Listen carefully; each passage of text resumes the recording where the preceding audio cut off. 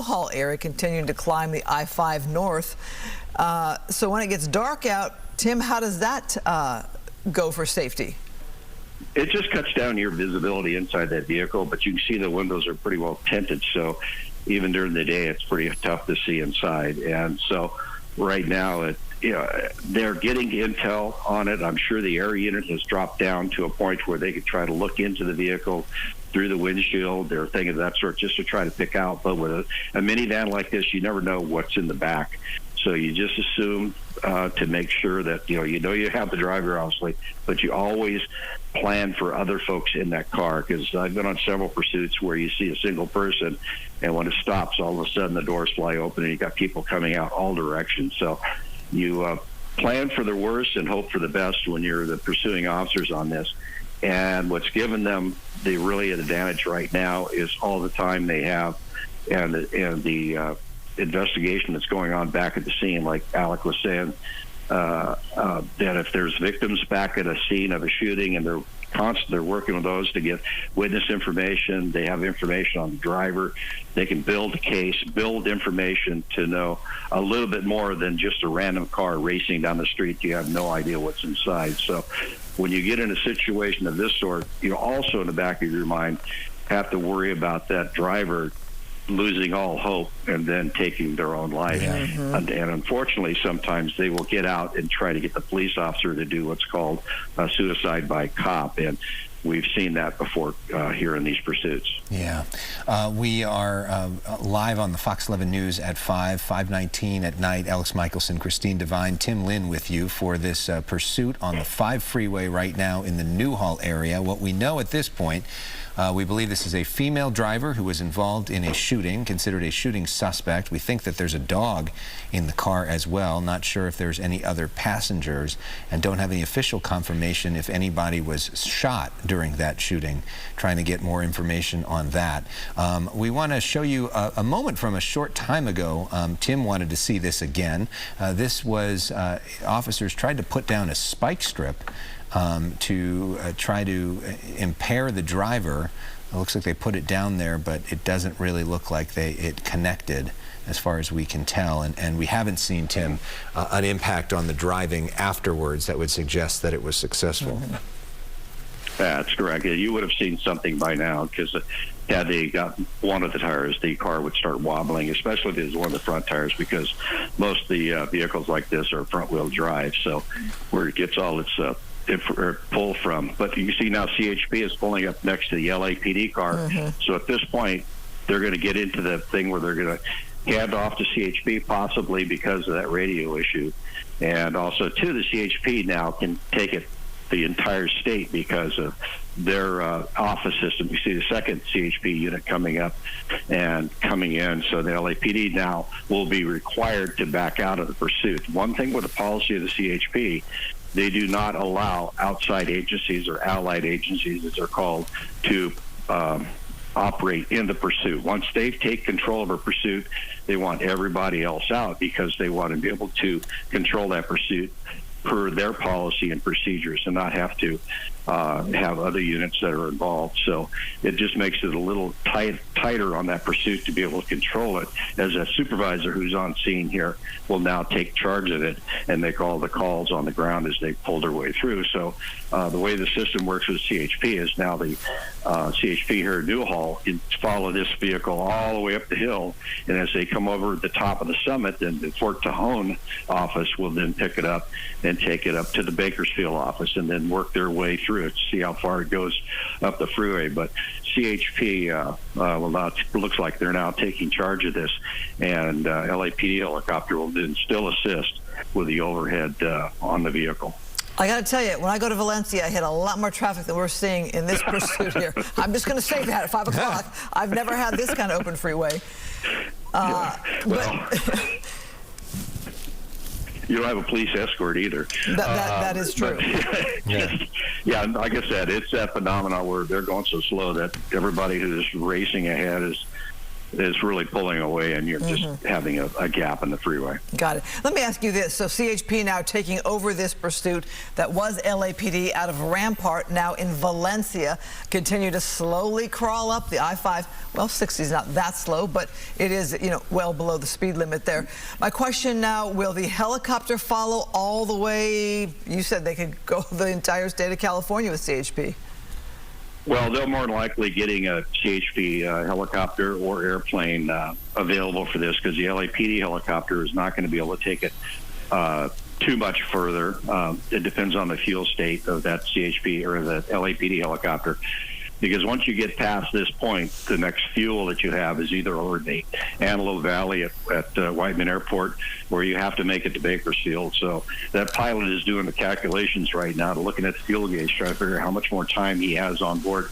Plus, darkness. He doesn't want to get himself up in the hills along the 5 freeway up there after the sun really gets down and it starts getting dark. It's very difficult to fly back, and I don't believe the LAPD flies with night vision goggles on a routine basis in the basin. So that was what the pilot is having to deal with now, is a fuel state. How much time does he have on scene, and how far does he have to go to get more gas? So more than likely the CHP is radioed ahead, and their airborne division is well aware of this pursuit to be able to catch up. But the great thing is they're not going to lose it because it's not driving that fast.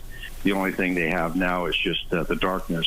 If that suspect gets out of the car and gets out into one of these open fields, it may be a little difficult for the officers to find them. But right now, it's not a very critical thing right now to have a helicopter or aircraft over the pursuit.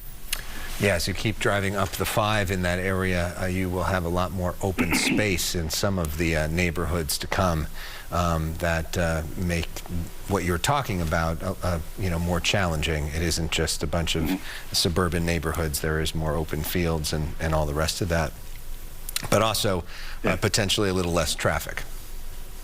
Yes, and we get up here past Lake Hughes Road. That's where everything pretty much ends till you get to Gorman.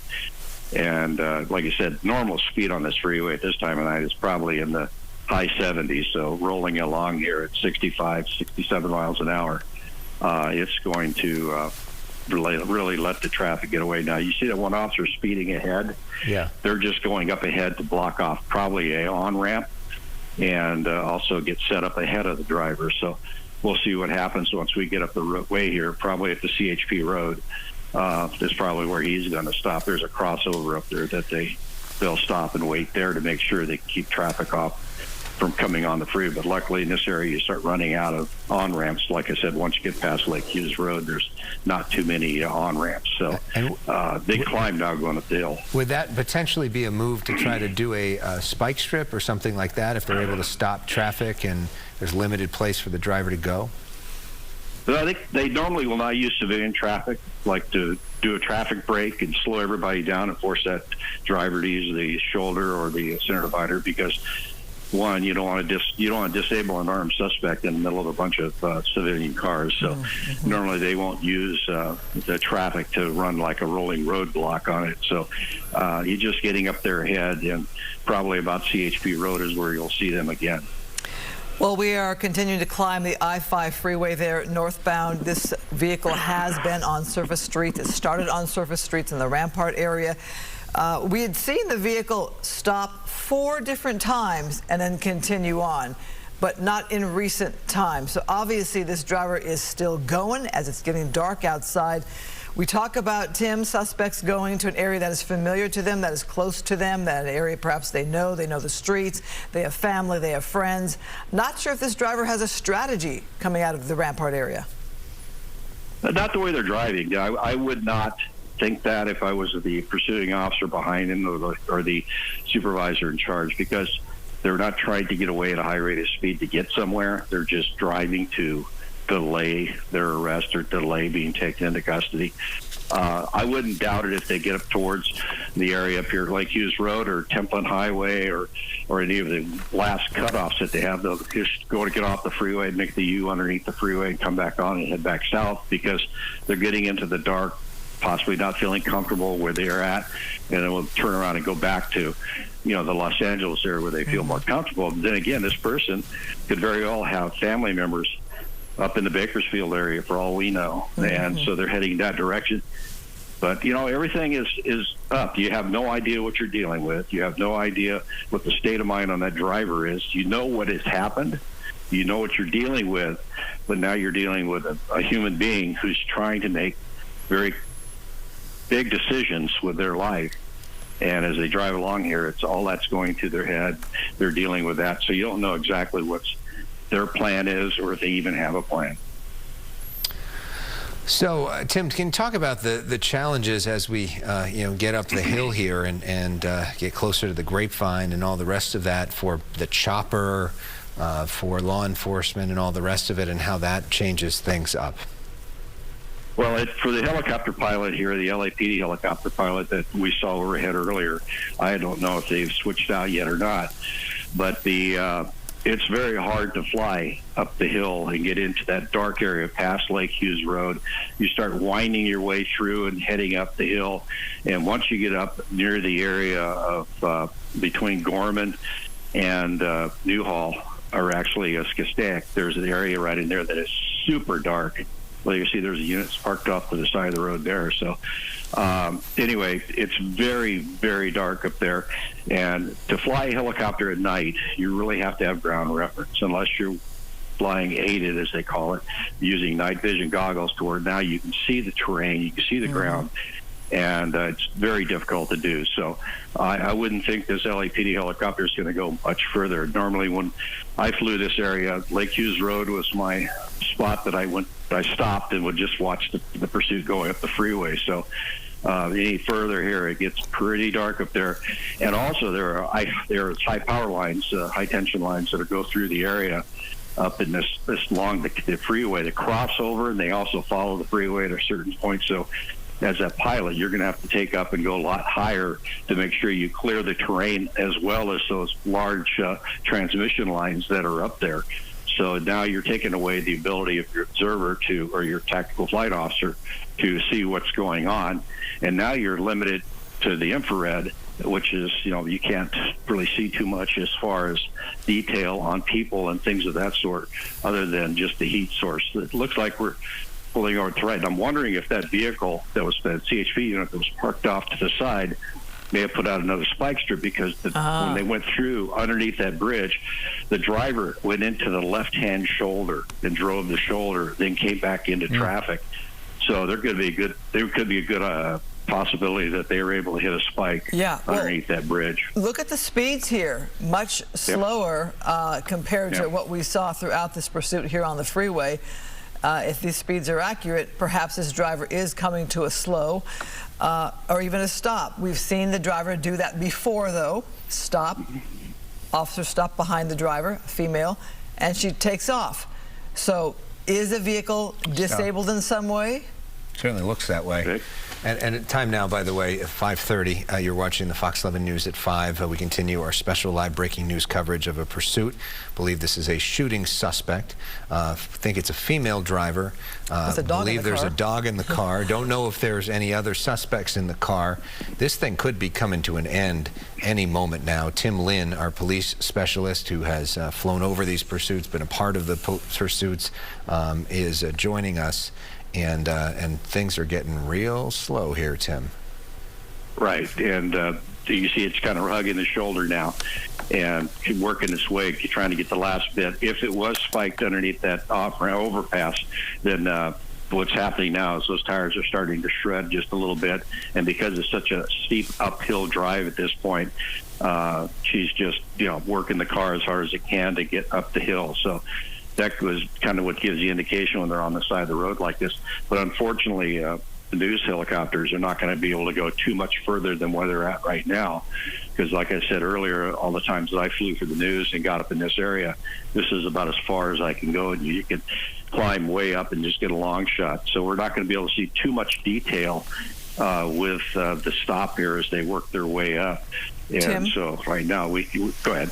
Yeah, I just want to say, I know you have your sources. We have some sources here as well telling us that there was indeed a spike strip and that it did work, direct hit, so to speak. There you go. Yeah, so as you're watching this car crawl along still, tell us about the spike strips. They work that quickly if you run right over them? Right. It's multiple, these very sharp tubes that are embedded in this rubber. And as you run over, you squash the rubber down those tubes and then inject in like a needle right into the tire, and then they come out of the holder, and now you have metal spikes in your tires, which are tubes, and it lets the air out. So it's very quick to let it out, but it lets it out in a controlled method. So in other words, it doesn't cause the tire to explode. It just quickly lets the air out. And at her speed, it just went to the ground like any regular flat tire as you're driving down a really surface street. And so now with 1, 2, 3 tires out of air, she's driving on rubber, and the tire is starting to slip on the rim, and eventually that tire will heat up. The bead that goes around the rim will fail, and then the rubber part will come off the tire or off the rim. So now the car is driving on metal rims, which completely takes away the traction. So you start seeing things like this. Plus you have that loud noise of a flat tire banging around underneath there. She's trying to keep control of the car. And so it makes it very difficult to make the car go after you get a couple of the tires that I think look like you see a little bit of smoke coming out of the back, so it's starting to grind those tires down. And eventually you might see sparks start coming off the front rims as they skid on the ground as she's accelerating along, trying to keep the motion going. But once that car stops, it'll be very difficult for her to get it moving again. So that's the design of the spike strip, is just to release the air slowly so the car doesn't lose control if it's at high speeds. But at low speeds like that, it's just a quick let out of air, and it just settles down onto the tread. So Tim, as I'm watching this, 7 miles per hour, I'm like, what is this driver doing? What are they thinking? Look at that. Obviously concerns, though, for other motorists right there, a stopped vehicle. But what is the mindset of this driver that they're just crawling along there with these wounded tires at this slow rate of speed? Where do they think they're going? Yeah, exactly. You never know. It's like we talked about before. What is the mindset of the driver? The crime that they've committed, was there victims back at the scene that she left? Did she hit anybody? Did she just shoot the gun and take off? She's put herself in a bad situation, not wanting to get caught. Car coming to a almost stop there. But this person, and like I said, you don't know the state of mind. Yeah. It could be all the way from, I'm just getting away, I know I'm going to get away, or to a person who is so confused they just cannot make rational decisions, and they're just using, basically muscle memory and driving. Now they're stopping, so this is going to be now a bit of a standoff because they're not going to approach that car with that information. You see how far back the CHP units are. Plus they have the prior information for stopping, like 3 times stopping and then taking off again. But with the flat tires, it'd be very difficult. But what they'll do is now use verbal commands to try to get that person to get out of the car and come back to them. And if that doesn't work in this part of town, you're going to see the LA County Special Weapons Bureau, or SEB, come out with their armored vehicles to be able to take, if it gets to that point, because they really, in a situation like this, especially if you have a confirmed shooting, you're not gonna walk up on a car like that, even if you're carrying a shield. Well, I feel for all the motorists that are behind the law enforcement here, stuck on the 5 freeway, going nowhere about now. We do, as you talked about, worry about the state of mind of this person. Could be great despair, who knows. Again, female driver said to be 40 years old, so obviously LAPD had some intel on that. With a dog in the car, I mean, I know, we love our dogs, and so how does that play into how this person's going to eventually give up, or how this is going to come to an end? But I'm imagining, Tim, a lot of motorists back there not too happy about this right now. Well, I wouldn't be. I guarantee you that. But yeah, and half the people back here do not know what's going on. They probably think there's another accident on the freeway. But CHP is not going to rush this. There, you see, they've got it completely lined up, how many CHP units they have back there, and now they're doing their best to give commands over a public address system from one of the units to get that person to give up and come back. And they'll keep at that until that tool in the toolbox is used up.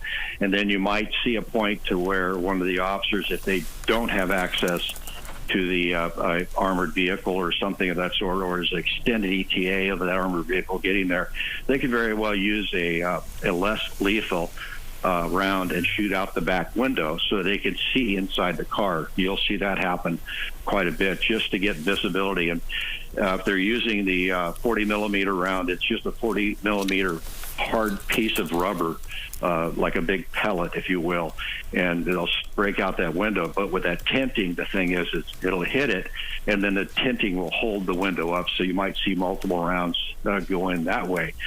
Then after they get that, that sometimes encourages folks to get out of the car after something like that's happened, because it's very loud inside the car when that window is hit. And if that doesn't work, then possibly they'll use chemical agents such as pepper balls or things of that sort. See hands coming out the window. So at least she's communicating with the officers behind. Doors open. Doors open. Could this be the end here? So let's see how she gets out. Does she have, now the door's back closed. Okay, we thought maybe that would be it. We don't know if she's got a gun. I'm sure they are communicating instructions to her loudly through their loudspeakers, multiple officers probably, and we'll see if this woman makes the decision to comply and to leave peacefully. We also want to know more about the fate of the dog that's supposedly in the vehicle and see if there's anybody else in the vehicle. So she's holding the dog. We go. Looks like, is she holding the dog?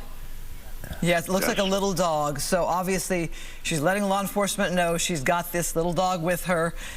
Do they command her to let the dog go, put the dog down, put the dog back in the car, toss your keys? That's another one we see, Tim. Yeah. I would not. I would let her hang on to that dog, because it's a bit of comfort for her. It's not a dog that's going to cause me problems. Now, she rolled out with a 110-pound German Shepherd. Yeah, I'd have her put the car dog back in the car. But a dog like that, not getting back in the car. So at least there's some communications, and you can see the state of mind here to where she is just not complying. She is not listening to reason.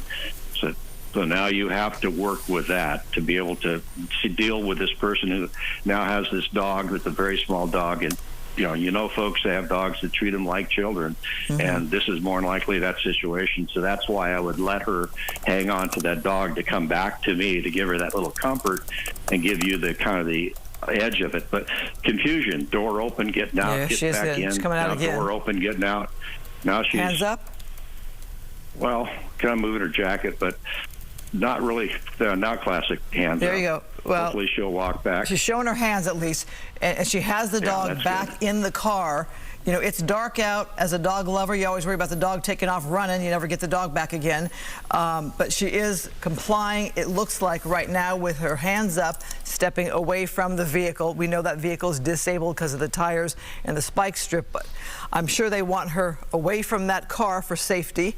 And they want to probably have that jacket lifted up to make sure there's no weapon there. Right, Tim? Correct. Yeah, they'll get her to lift up that jacket, turn around so they can see the waistband and that sort.